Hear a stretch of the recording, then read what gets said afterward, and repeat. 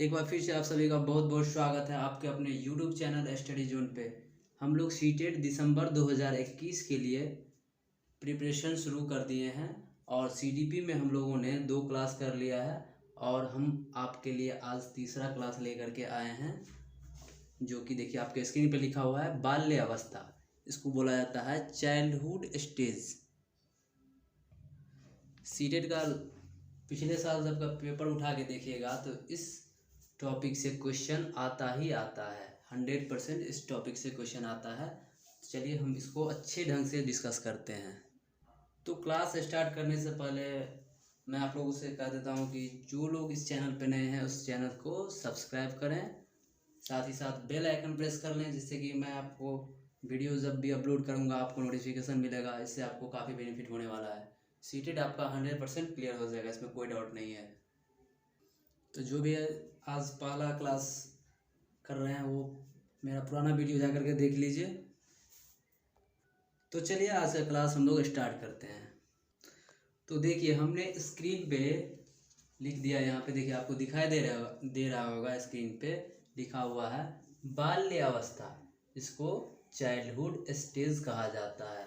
ये देखिए 6 से 12 वर्ष तक का जो अवस्था होता है उसको क्या कहा जाता है? बाल्य अवस्था कहा जाता है। किसी किसी बुक में देखिएगा यहाँ पे 6 के जगह 5 भी लिखा रहता है। 5 से 12 वर्ष की अवस्था को बाल्य अवस्था कहते हैं।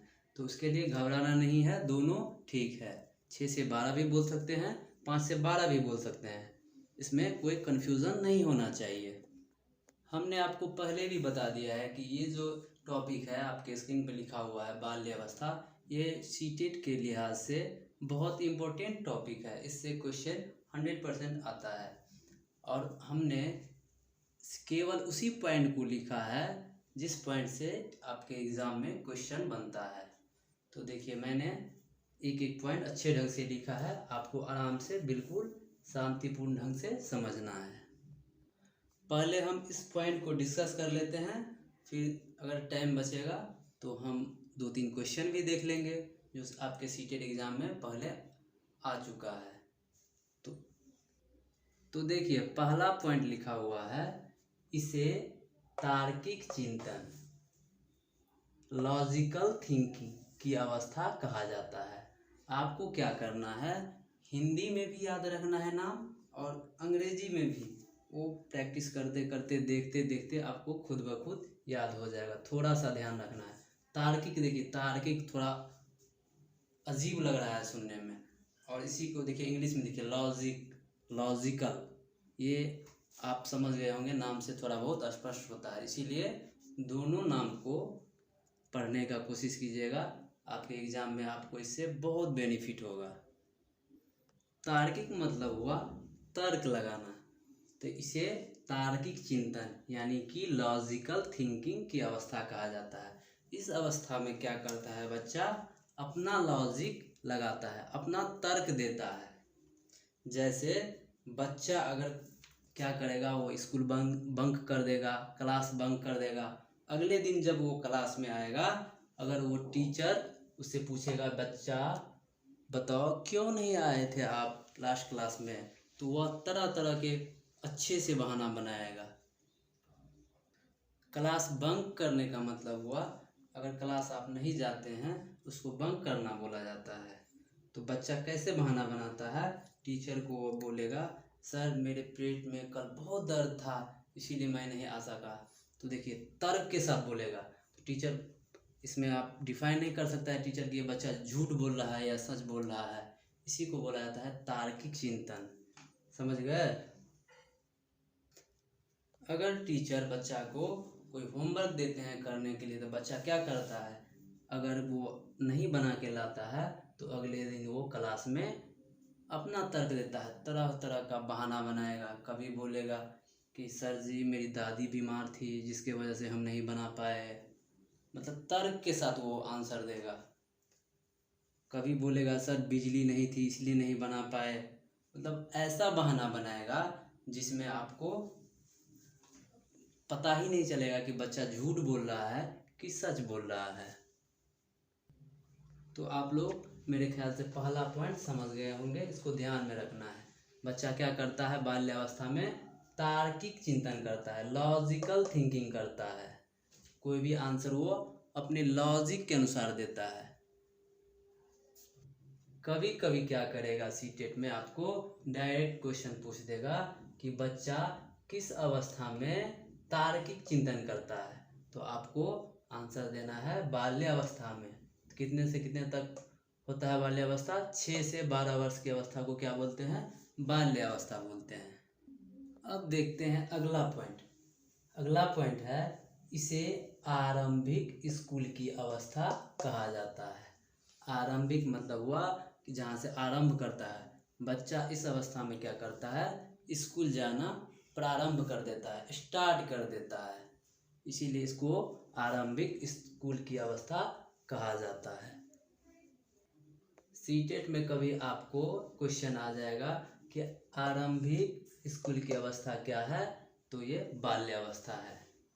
ऐसे भी क्वेश्चन आते हैं, आपको ध्यान रखना है। अब डिस्कस करते हैं अगला पॉइंट। अगला पॉइंट देखिए, ये पॉइंट है, ये बहुत इंपॉर्टेंट है। इसे गंदी अवस्था कहा जाता है। इस पॉइंट से बहुत क्वेश्चन आता है आपके सीटेट के एग्जाम में।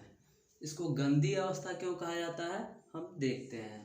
देखिए क्या करता है बच्चा, जब भी वो स्कूल से वापस घर आता है तो आते समय रास्ते में अगर उसको कहीं गड्ढा दिखाई देगा तो क्या करेगा, वो उस गड्ढे में खेलेगा कूदेगा, अपना कपड़ा क्या करेगा, वो गंदा कर लेता है। इसीलिए इसको गंदी अवस्था कहा जाता है। इसी अवस्था में क्या करता है बच्चा, अगर खाना खाता है तो क्या करेगा, वो खाना का अंश अपने कपड़ों पे गिराएगा, अपने मुंह में भी वो गंदा लगा लेगा, खाना खाते समय अपने मुंह में लगा लेगा। किसी प्लेट में खाएगा तो उसके अगल बगल में बहुत सारा गिरा देगा, इसीलिए इसको गंदी अवस्था कहा जाता है। इस अवस्था में क्या होता है, बच्चों को क्या बोलते हैं, मिट्टी और पानी के साथ खेलने में बहुत मज़ा आता है। वो मिट्टी में पानी मिला करके गोला बनाएगा, बहुत सारा चीज़ बना करके वो खेलेगा।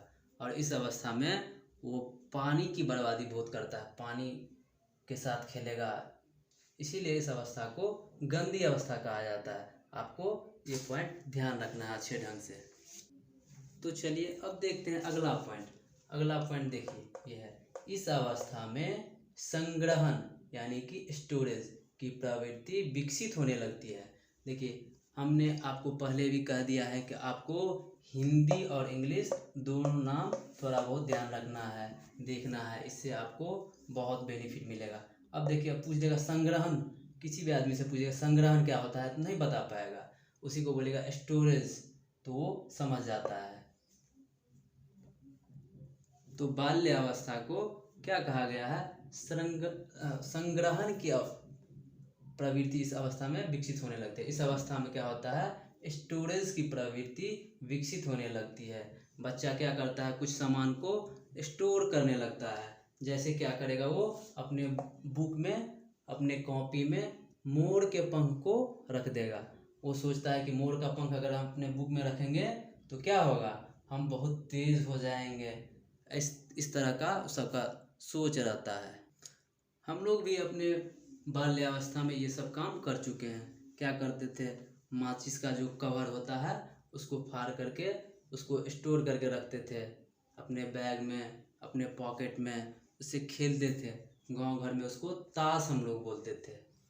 तो स्टोरेज करने की प्रवृत्ति इसी अवस्था में विकसित होती है। संग्रहण करने की प्रवृत्ति बाल्यावस्था में ही विकसित होती है। इस अवस्था में बच्चा क्या करता है, और कंचा, आप लोग सुने होंगे, कंचा कंचा खेलता है। वो कंचा स्टोर करके रखता है, स्टिकर स्टोर करके रखता है। जैसे वो क्या करेगा, वो कंचा को स्टोर करके रखेगा। तो इस अवस्था में संग्रहण की प्रवृत्ति विकसित होने लगती है। कंचा के साथ खेलता है, वो कंचा स्टोर करके रखता है, मोर का पंख रखता है, और क्या रखता है, क्या बोलते हैं, माचिस का जो कवर होता है वो स्टोर कर रखता है, और बहुत सारा सामान स्टोर करके रखता है। अब देखिए, देखते हैं अगला पॉइंट। अगला पॉइंट है, इसे खेलों की अवस्था यानी कि गेम एज कहा जाता है। बाल्य अवस्था में क्या होता है, बच्चा खेलों में बहुत अधिक रुचि लेता है, उसको खेलने में बहुत मज़ा आता है, इसीलिए इसको खेलों की अवस्था या गेम एज कहा जाता है। अब देखिए अगला पॉइंट देखते हैं। अगला पॉइंट है इसे स्फूर्ति की अवस्था या स्मार्ट एज कहा जाता है। स्फूर्ति का मतलब हुआ उसमें बहुत फुर्तीला होना। इस अवस्था में बच्चों में क्या रहता है, बहुत ज़्यादा फुर्ती रहता है। अगर हम लोग देखते हैं तो खाना खाने के बाद क्या करते हैं, हम लोग थोड़ा आराम करते हैं, लेकिन बच्चा लोग क्या करता है, खाना खाने के बाद तुरंत वो खेलने चला जाएगा। इसमें आलस नाम का चीज़ ही नहीं रहता है कोई, इसमें बहुत स्फूर्ति रहता है। स्मार्ट एज इसको इसलिए कहा गया है कि इस अवस्था में क्या होता है, बच्चों में ना मूंछ होता है ना दाढ़ी होता है, तो क्या होता है, थोड़ा चिकना लगता है, वो स्मार्ट लगता है, इसीलिए इसको स्मार्ट एज भी कहा जाता है। अब आप लोग क्या कीजिए, इसका स्क्रीनशॉट कर लीजिए या कॉपी में नोट कर लीजिए, उसके बाद हम आगे अगला पॉइंट डिस्कस करते हैं। अब देखिए अगला पॉइंट है इसे टोली यानी या समूह या गैंग की अवस्था कहा जाता है। इसे क्या कहा जाता है, टोली की अवस्था कहा जाता है, या समूह की अवस्था कहा जाता है, या गैंग की अवस्था कहा जाता है। इस अवस्था में क्या करता है बच्चा, छोटे छोटे समूह में रहना पसंद करता है, छोटा छोटा टुकड़ा टुकड़ा गैंग बना करके वो खेलता है। क्या करेगा, छोटे छोटे टुकड़ों में वो क्या बोलते हैं, समूह में साइकिलिंग करेगा, साइकिल चलाएगा, साथ में खेलेगा। तो ये पॉइंट भी क्या है, आपके सीटेट के लिहाज से बहुत इंपॉर्टेंट पॉइंट है। तो चलिए देखते हैं अब अगला पॉइंट, इसे अनोखा काल यानी कि यूनिक पीरियड कहा जाता है। बाल्यावस्था को क्या कहा जाता है, अनोखा काल कहा जाता है, यूनिक पीरियड कहा जाता है। अब बात करते हैं कि इस अवस्था को अनोखा काल क्यों कहा जाता है, यूनिक पीरियड क्यों कहा जाता है। तो इस अवस्था में क्या होता है, बच्चों में टेंशन जरा भी नहीं रहता है, वो बिंदास होकर खेलता है, घूमता है, ना उसको जॉब का टेंशन रहता है, ना कोई चीज़ का टेंशन रहता है। जो जो ही आप बड़े होंगे आपको बहुत सारा टेंशन बढ़ जाएगा, घर का टेंशन, जॉब का टेंशन, ये टेंशन वो टेंशन। लेकिन इस अवस्था में क्या होता है, बच्चे को कोई टेंशन नहीं रहता है, वो फ्री माइंड से खेलता है, घूमता है, पढ़ता है। अगर किसी इंसान से पूछा जाए कि आपको कौन सा अवस्था पसंद है, तो 100% आदमी यही बोलेगा कि हमको बाल्यावस्था बहुत पसंद है, हम फिर से उसी अवस्था में जाना चाहेंगे, उसी स्कूल के दुनिया में जाना चाहेंगे जहाँ पहले वो खेला करते थे, घुमा करते थे अपने समूह में, छोटे छोटे टोलियों में। इसीलिए इसे अनोखा काल कहा गया है। तो इस टॉपिक का जितना भी इम्पोर्टेंट पॉइंट था हमने एक एक करके डिस्कस कर लिया। अब आप इसका भी स्क्रीनशॉट कर लें, इसको भी नोट कर लें, ये बहुत ही इम्पोर्टेंट है आपके सीटेट के एग्ज़ाम के पॉइंट ऑफ व्यू से। तो चलिए अब क्या करते हैं, इसी पॉइंट से रिलेटेड हम लोग एक दो क्वेश्चन देख लेते हैं जो सीटेट में पहले आ चुका है। तो ये देखिए आपके स्क्रीन पे एक क्वेश्चन है, देखिए, निम्नलिखित में से कौन सा बाल्यकाल चाइल्डहुड का अन्य नाम नहीं है। क्वेश्चन को क्या करना है, सीटेट में अच्छे ढंग से पढ़ना है, एक एक ऑप्शन को भी अच्छे ढंग से पढ़ना है।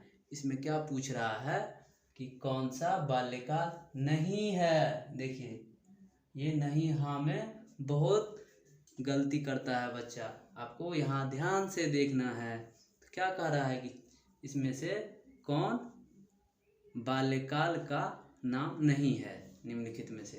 तो ऑप्शन नंबर ए में देखिए लिखा हुआ है प्रारंभिक विद्यालय आयु, इसी को क्या बोलते हैं, एलिमेंट्री स्कूल एज।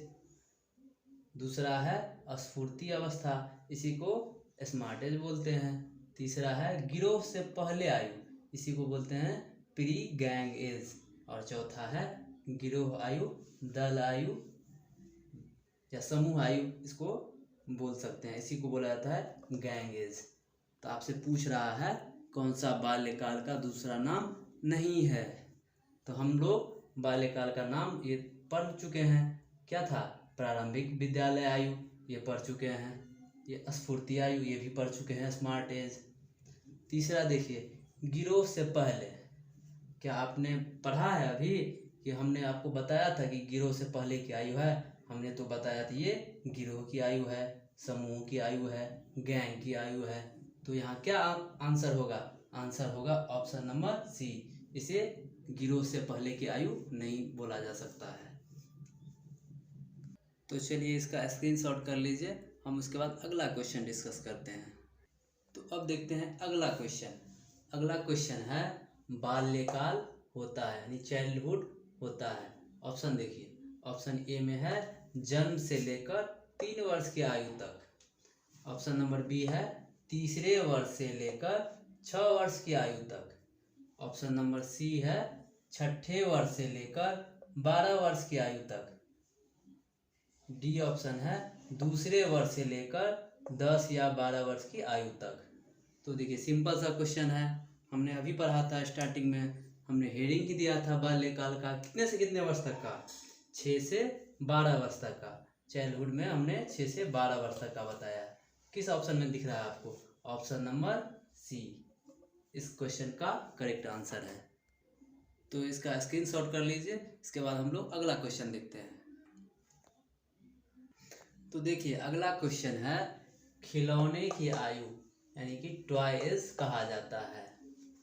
अब आप लोग बोलिएगा कि सर ये टॉपिक तो पढ़ा ही नहीं, तो इस टॉपिक से कैसे आंसर आ गया?